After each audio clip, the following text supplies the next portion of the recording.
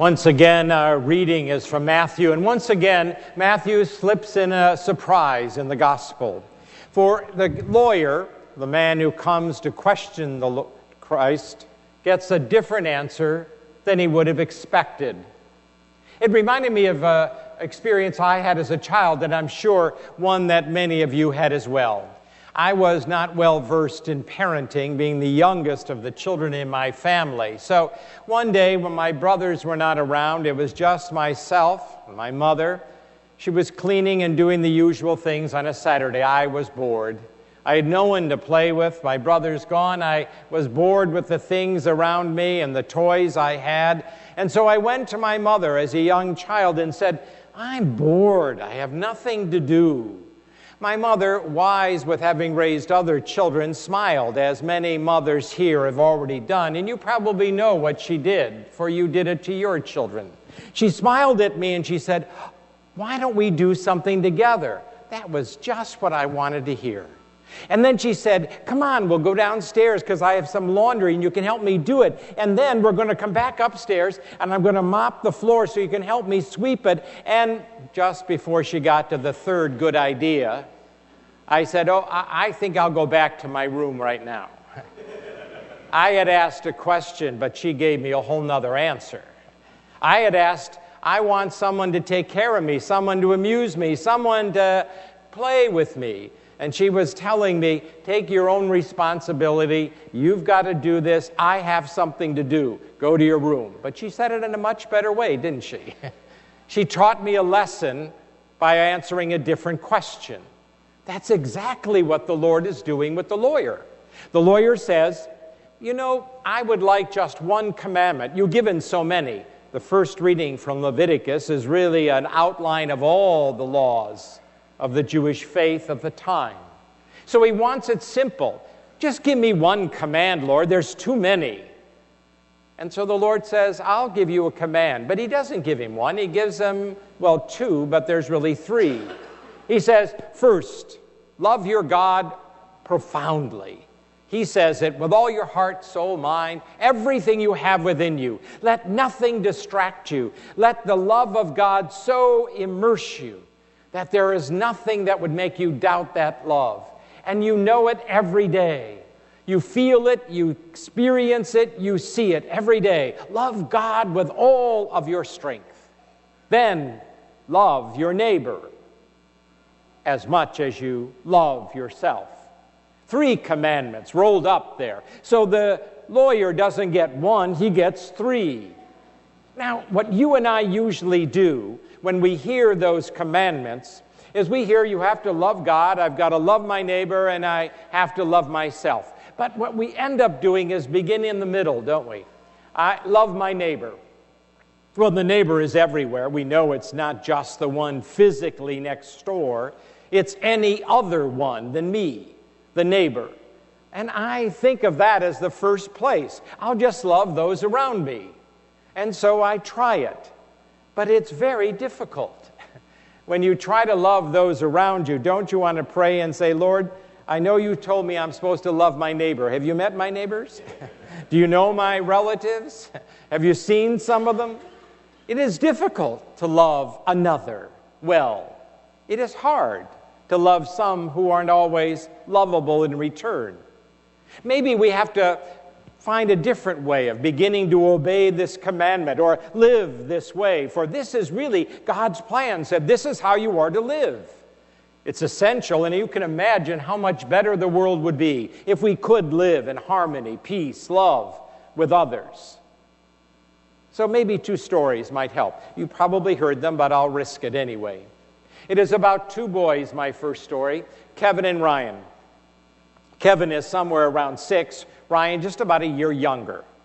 They are there at the table while their mother is making them breakfast, pancakes this morning, and they love them.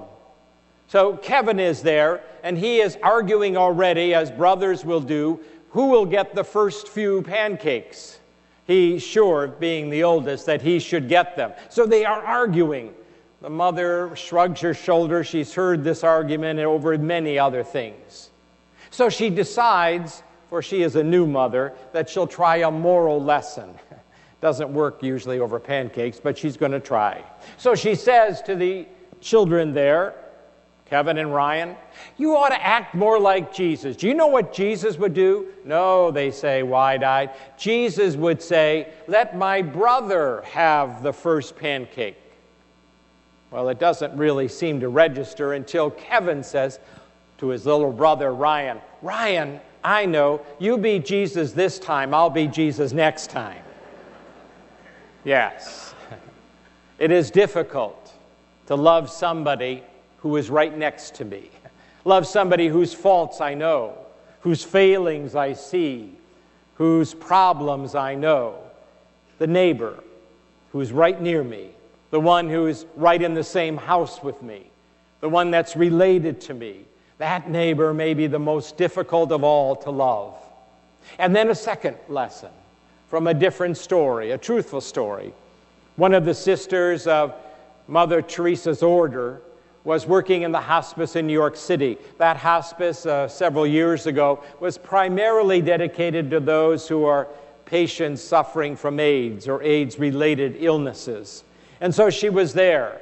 But before they go on their shift to take care of the people in the hospice, they pray for almost an hour.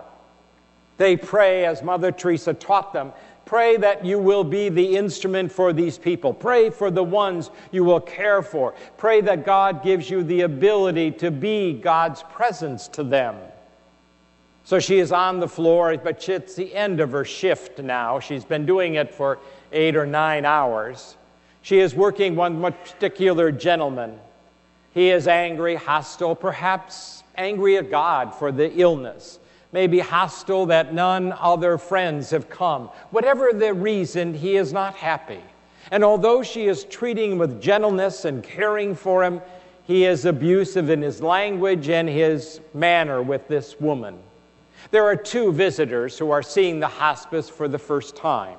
One gentleman speaking to the other in a voice louder than he realized as they walk by listening to this patient, says, I wouldn't do that for all the gold in Fort Knox. Now the nun, hearing his comment, simply smiles at him and says, honey, neither do I. Neither do I. And then she looks at him and he apologizes, for he realizes she's heard the comment. And she said, the only way I can do it is I pray. And I pray, Lord, there is nothing I cannot do without your help. There is nothing I cannot do without your help. Now take those 2 stories, because I think the beginning of following those commands of loving God, neighbor, and self is at a different place. I think we begin by recognizing, remembering, reflecting on the fact that I am loved by God. That's a necessary beginning.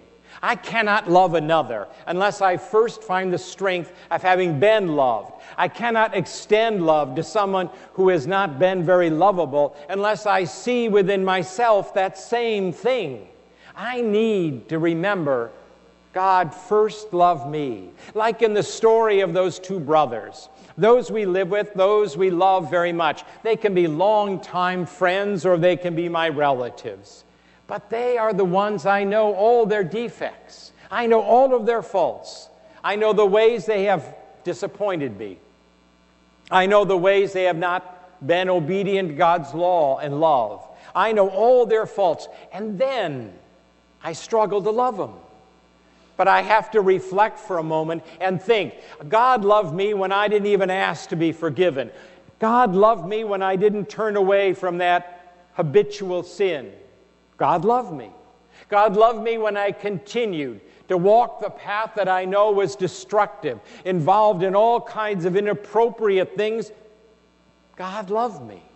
I need to sit with that more often, to remember that more frequently, and to call out to God and say, Lord, I know all these ways you have loved me, and you knew me. You knew my heart, and you knew that I would sin again, and still God loved me. Sitting with that, realizing that, and being emboldened by that, I can love another. So maybe I need first, before I can love the neighbor, recognize how well and continually I have been loved. Beyond my faults, beyond all my defects, God loved me. And then I think from the nun, we learn another one. She reminds us that if you're ever going to love someone, you cannot do it alone.